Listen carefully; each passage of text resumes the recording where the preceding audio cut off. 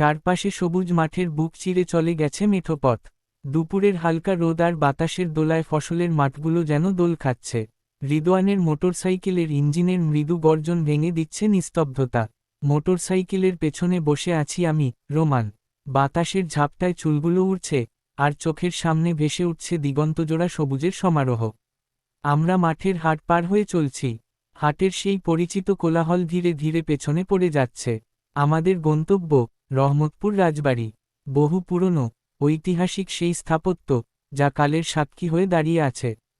কিছুটা সময় পর মোটরসাইকেলটি রাজবাড়ির বিশাল তোরণের সামনে এসে থামল। রিদওয়ান বাইক রেখে সেখানেই থাকল, আর আমি নামলাম। এখন বাইকের গতি নয়, নিজের পায়ে হেঁটে রাজবাড়ির গলিগুলো দেখার পালা।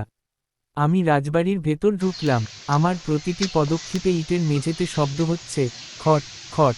বাইরের জগতের সমস্ত ব্যস্ততা এক নিমেষেই হারিয়ে গেল। পুরনো দেয়ালের গায়ে জমে থাকা শৈবাল আর খোদাই করা কারুকাজের ওপর দিয়ে গাছের ছায়া নড়াচড়া করছে। বাতাসের কান পাততেই কানে এল হাজারো পাখির কলকাকলি।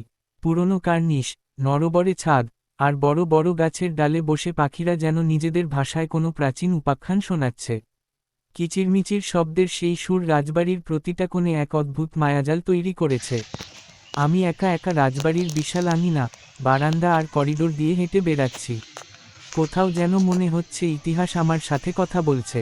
এই হাঁটাচলা, এই পাখির ডাক আর রাজবাড়ির নীরবতা, সব মিলিয়ে বিকেলের সময়টা এক অদ্ভুত মায়ে জড়িয়ে গেল।